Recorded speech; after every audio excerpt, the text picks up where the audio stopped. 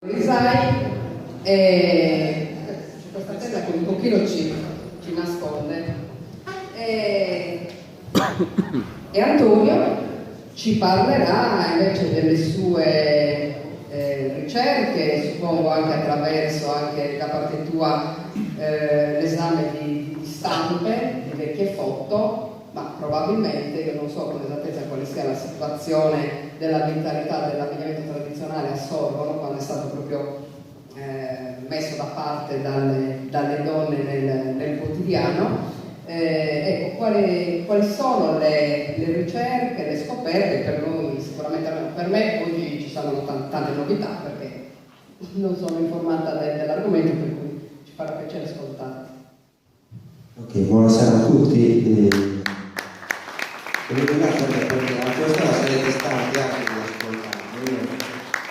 Ringrazio l'associazione di Sant'Andrea di Gomesa, ringrazio Oscar per avermi invitato e per me insomma è un piacere poter parlare dell'abbigliamento del mio paese e anche di questa variante che è la variante del lutto, che appunto riveste insomma un'importanza molto, molto grande sia per gli studi insomma, che ho condotto per le indagini sia anche per la mia associazione, perché insomma ci piace insomma, scoprire delle particolarità insomma, che riguardano il nostro centro. Detto questo, insomma, il lutto è quasi un'ideologia, si potrebbe dire, non è semplicemente una moda o un costume. L'abbiamo capito insomma stasera, perché ogni paese poi ha le sue peculiarità che a volte assomigliano agli altri centri, a volte invece sono proprio delle cose molto particolari.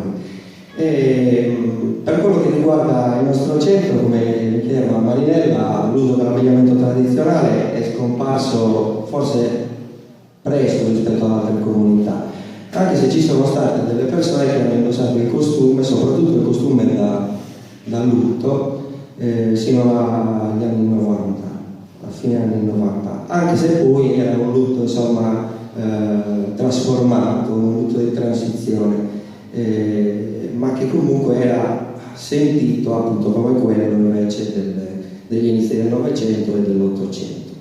Come parte la ricerca che ho condotto? Io ho studiato lettere e quindi ho fatto proprio un'inchiesta sugli usi dell'infanzia, non la morte ma la nascita, quindi un qualcosa che va diametralmente all'opposto, ma che ovviamente riguarda anche la morte, perché molto spesso, come capirete, le nascite durante tutto l'Ottocento purtroppo erano tante, ma tanti anche ne morivano, e quindi insomma si aveva una concezione della morte e del lutto in questo caso un po' diversa. Adesso preferirei far entrare le figuranti, prego signore. Queste sono le tre varianti che oggi vogliamo presentare, poi vi ricollegherò anche alla nascita. Allora, la prima che vedete insomma che è completamente nera, tranne che per quanto riguarda Saliagiola, che è appunto una benda di cotone o di lino di colore giallo, che noi chiamiamo tiagiola grogo è il colore del giallo a Sorgono. È un abito che è stato completamente tinto di nero, in origine era un costume o un abito di allegria, insomma di festa, ma che è stato tinto appunto in occasione della morte del marito di chi indossava insomma quest'abito. Viene chiamato luttum carriu, ovvero il lutto stretto, e non veniva indossato sempre, ma veniva indossato solamente nel caso in cui morisse il marito oppure morisse un figlio che però doveva avere almeno 8 anni, perché altrimenti il lutto per le morti dei bambini piccoli, insomma per le morti bianche, non veniva indossato, non si faceva nessun tipo di lutto, anzi Una cosa che sottolineano sempre le mie informatrici è che quando veniva un bambino, sia che fosse battezzato, cioè o meglio, quando era battezzato, le campane non suonavano a morto, ma suonavano is allegrias, cioè suonavano a stormo. Is allegrias, oppure c'era una voce, onomatopeica, dicevano, suonava sul neo neo. Questo era il segno proprio per dire che i bambini, insomma, erano saliti direttamente in cielo, erano andati in paradiso e che quindi si doveva fare festa, non si doveva fare lutto.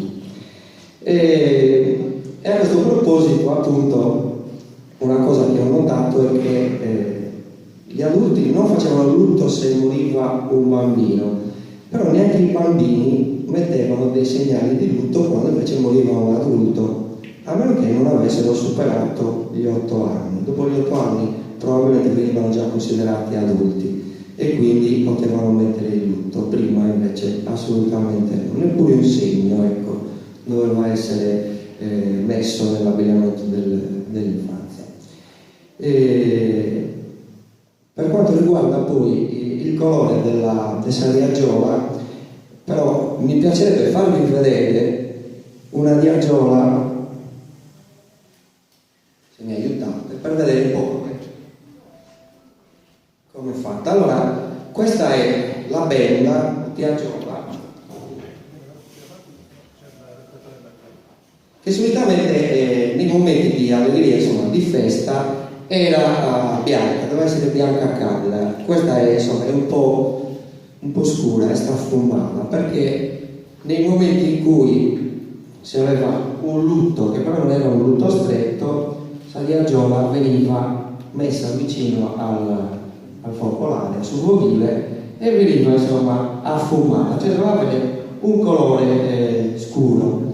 Ma questo tipo di lutto ovviamente era un lutto che durava appena un giorno, veniva indossato solamente per fare le visite di lutto.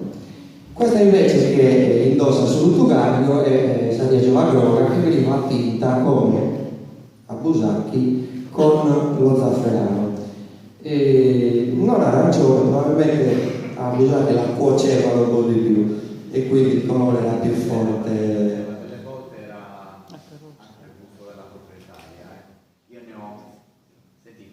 Sì. Io ne posseggo diverse di tonalità diverse, quindi dipende anche dalla tipologia di zafferano, eccetera, eccetera. E l'altro capo invece che indossa sul luttugario è il cosiddetto brecciale. Brecciale che non è nient'altro che una garza di cotone o di canapa che veniva appunto tessuta in paese, così ci riporta anche l'Angius Casalis, e veniva utilizzata appunto per sottolineare proprio il lutto più stretto. Vi vorrei leggere quello che riporta proprio il Casalis nel 1826. Le donne amano nelle gonnelle il colore rosso scuro, come nel grembiale che guarniscono di nastro di seta verde, lo scarlatto del giubbone che sogliono portare con le maniche fesse, orlato di nastro di seta nera o azzurra nelle occasioni nuziali, sopra un busto di stoffa di seta o calacà a colore arbitrario, e hanno vestita la testa di una cuffia rossa con un lungo velo bianco. Quando fanno uovo, cioè quando sono in lutto, cangiano il rosso in nero, il bianco del velo in giallo e aggiungesi a questo il cosiddetto brecciale, che è un altro velo con testo in reticina che lava la base del paese.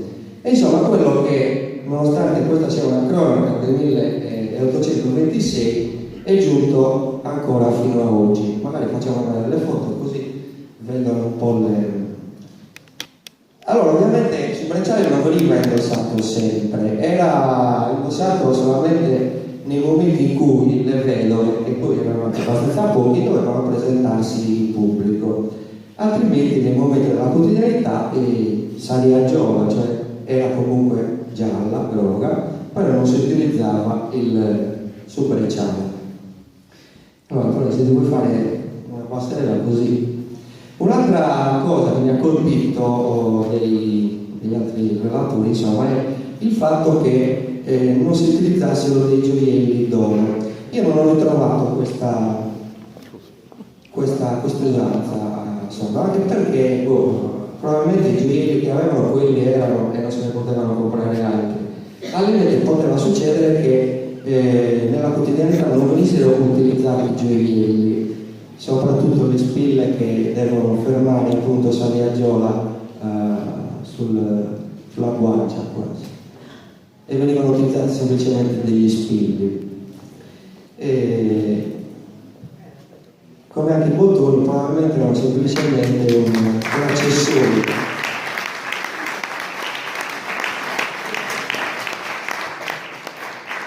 L'altra tipologia invece che presentiamo oggi è quella del summesolutto. Summesolutto che per certi versi assomiglia a quello del solutto garbo, per quanto riguarda la Saviagiola e sul Brecciale. Per il resto l'abito è un abito di gala, è un abito da nuziale, insomma, ha la particolarità di essere messo al rovescio e praticamente il cipone, che è di panno rosso scarlatto, si vede, veniva semplicemente girato al contrario, così come anche la gonna e il grembiale, noi chiamiamo saggione e quinta. Perché veniva girato al contrario? È quasi un modo per sottolineare che il cosiddetto contraria facile, fare le cose al contrario per sottolineare un momento di lutto, ma è anche un momento di caos, il caos che prevede appunto che si faccia qualcosa che solitamente non viene fatta, cioè girare i vestiti al contrario. Molto spesso succede ancora oggi che quando si ha paura di essere ferto di ormali, diciamo un po' una maledizione, allora cosa si fa? Metti le mutande al contrario, così insomma sei protetto insomma da qualsiasi tipo di maledizione. E il contrario facile però è fare il contrario per sottolineare un qualcosa, che sottolinea anche il caos che crea appunto la morte in una famiglia o nelle persone, ha qualcosa a che fare anche, come avete ricordato, un po' anche con il carnevale, no? Perché è vero che le vedove uscivano di nascosto sotto le dite spoglie per il carnevale, però è anche vero che durante il carnevale c'è proprio un ribaltamento della realtà. Gli uomini si vestono da donna, le donne da uomini, e si tenta sempre di fare il contrario. Probabilmente questo è il motivo per il quale appunto a Sodro, ma anche ad altri centri della Sardegna, come per esempio a Busani, se non sbaglio l'ho detto, ma anche ad Esolo e anche in altri paesi vicini ai nostri, comunque l'abito proprio viene messo al contrario. E quando veniva utilizzato quest'abito? Quest'abito veniva utilizzato quando il lutto non era un lutto troppo stretto, era uno zio di secondo grado, oppure il fratello della madre, oppure moriva uno zio o un cugino. È una cosa strana perché non abbiamo mai trovato di questa tipologia, non abbiamo mai trovato una foto. Probabilmente nessuno si faceva fotografare con questa tipologia di abito, anche perché era un lutto.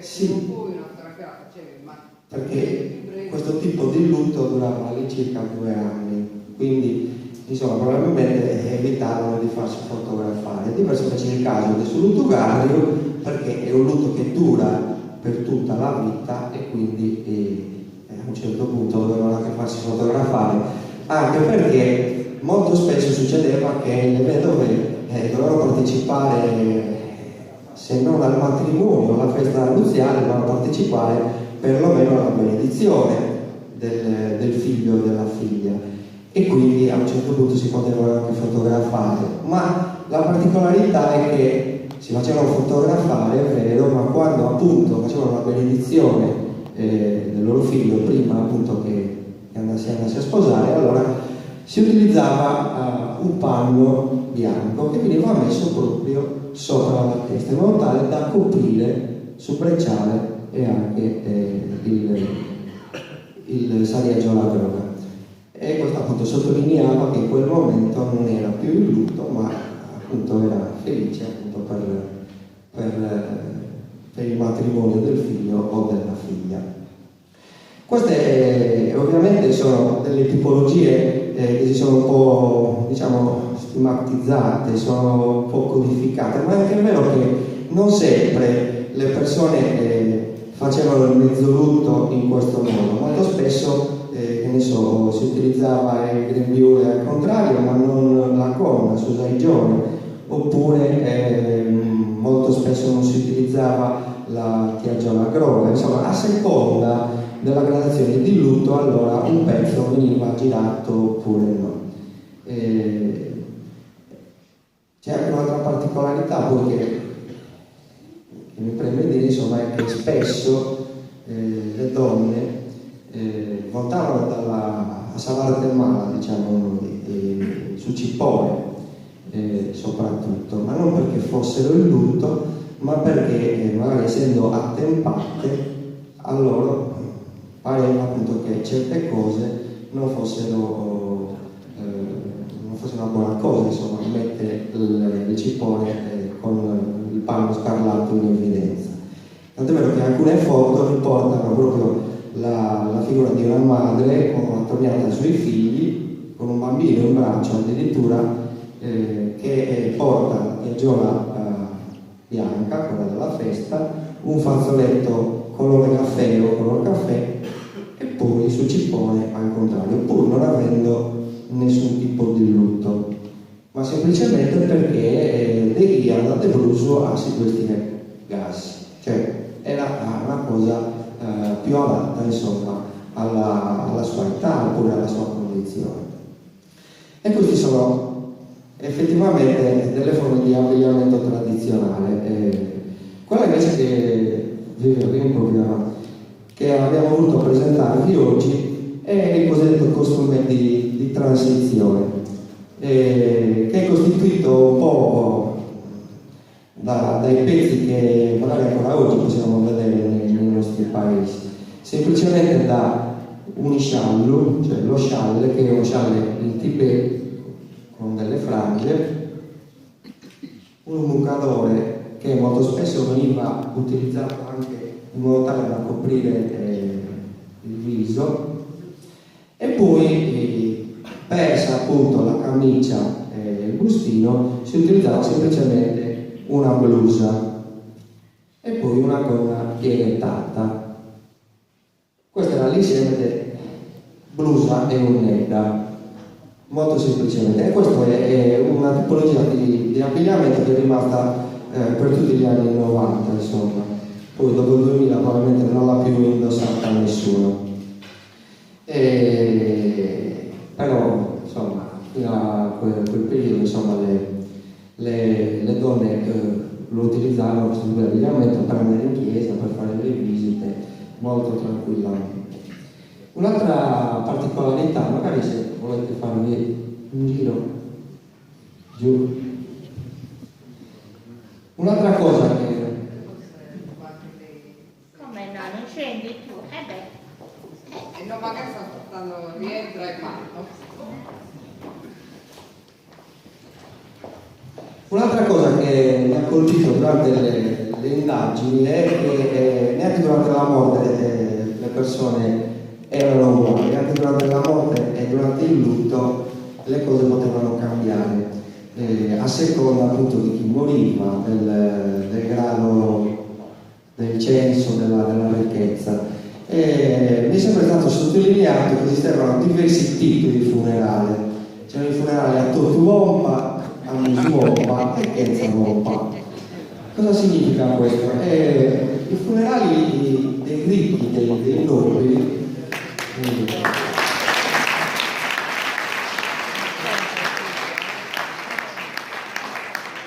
erano più di questi da quelli dei poveri, perché l'ufficio funebre, che non era poi la messa che noi conosciamo, l'ufficio funebre veniva celebrato da ben 3 preti. Quello invece, questo era Tottuompa, quello di Mesuompa invece ce n'erano solamente 2 di preti. Kenzaompa era un prete solo che andava semplicemente a seppellire la salma del poveraccio che era morto. E anche per quanto riguarda i tocchi delle campane, prima vi ho detto che i bambini, quando morivano i bambini, insomma, si suonavano le campane a stormo. Quando invece morivano le donne, per esempio, si facevano 5 rintocchi, si suonava sispilu, così viene chiamato da noi, forse da spirale, probabilmente è questo il tema. Quindi 5 tocchi, quella sispilu, quindi tutti sapevano che era morta la donna. Se ne faceva 6 ritocchi di campana, invece allora era morto l'uomo. E questo insomma per le persone normali, per le persone. Se invece moriva un nobile, perché allora davanti i nobili, no? Allora i tocchi di campana erano 10. Se moriva un prete, un sacerdote, erano 12. Se invece moriva il vescovo della diocesi, allora erano addirittura 24. Quindi c'era tutta una serie di usanze che era codificata in questo senso. Poi durante le ricerche mi ha sempre colpito il fatto che questo vestito, insomma, da lutto, nero completamente, ma come facevano a tingerselo subito per andare lì a messa a accompagnare il marito? Invece la soluzione era molto più semplice, che i parenti del morto non andavano in cimitero, non andavano a fare la messa, ma rimanevano a casa a piangere il morto che non c'era più. Chi veniva a prendere il morto era semplicemente sa confraternita, la confraternita, assieme al prete, lo portavano in cimitero dove veniva sepolto. Quindi finiva tutto così. Le visite, che invece venivano fatte prima della sepoltura, e oltretutto veniva fatta anche la veglia, cioè si vegliava il morto, da noi si dice abigiare, s'abigia d'oggi, cioè fare la veglia funebre, dove appunto probabilmente erano delle situazioni veramente terribili, perché mi raccontano che molto spesso il morto veniva adagiato sulla terra, insomma, il pavimento che non era sicuramente di piastrelle, ma era un battuto, e attorno appunto alla salma si accovacciavano le donne e allora cantavano, pregavano, facevano sudeu, cioè sudeu è il modo appunto per cantare i morti. È un termine che deriva da tedium, un termine latino che non significa pronoia, ma significa proprio rifiuto della vita. Diverso da satitu, che magari è più conosciuto, ma attitare allora a noi significa incitare alla vendetta, attitare. Invece sudeu è qualcosa di più tranquillo, diciamo. E a questo proposito mi sono preso la briga di cercare almeno un frore, cioè un tipo di componimento che veniva cantato, ovviamente improvvisato, quindi non è perfetto ritmicamente, però che veniva cantato durante le veglie funebri dalle prefighe, insomma. E recita così: postu di capo isanelloso, ischia si sposava, podidosi interrare. Cioè ti ho messo gli anelli, quelli con i quali ci siamo sposati, perché tu potessi essere sepolto. Postu da pisanelloso, Jimmy casa la salva, prendere e sospirare con il muro niebloso. E poi ovviamente poteva continuare, perché questa era sterilmente, e poi si poteva appunto continuare. Però c'è in questo frore una cosa particolare, cioè il fatto che dice a prangere e sospirare con il muro niebloso. Ma allora, chi me l'ha raccontato, insomma, questo frore, io ho chiesto, insomma, perché i muri neri? Ma non è che dipingevano le pareti di nero. Invece mi è stato spiegato che quando moriva una persona, le case appunto non venivano più imbiancate, sapete? ogni anno, anche 2 volte all'anno, le donne, questo le donne, era un'occupazione loro delle donne, imbiancavano in macchina ianta le pareti della cucina, che ovviamente diventavano bianche, ma essendoci appunto un caminetto o molto spesso un rovino focolare, le pareti, se non venivano imbiancate, diventavano gialle e nere. Mentre invece quando moriva una persona nella famiglia, le pareti dovevano rimanere così, gialle, in modo tale da sottolineare ancora di più il dolore, insomma, il lutto che si doveva osservare. È vero comunque che del lutto si potrebbe parlare per ore, ce ne sarebbero tante cose da dire. Io mi sono permesso però di mettere nel materiale fotografico anche qualche foto di uomini che sono in lutto, ecco. E diversamente dalle donne, il loro lutto forse era meno stretto per loro. E uno dei segni, e poi mi fermo, che sottolineava il lutto degli uomini più che un abbigliamento era il fatto che si lasciassero un po' andare, un po' trasandanti. Per esempio non si facevano la barba, non si lavavano la camicia, probabilmente se la lavavano una volta alla settimana, non se la lavavano la domenica, se la cambiavano, non se la cambiavano il lunedì, quindi magari nelle occasioni di socializzazione si recavano adesso in chiesa, magari con la camicia un po' sporca, con la barba lunga, e addirittura qualcuno mi ha detto che succedeva anche che non si cambiassero mai d'abito finché questi abiti, insomma, non cadessero proprio a pezzi.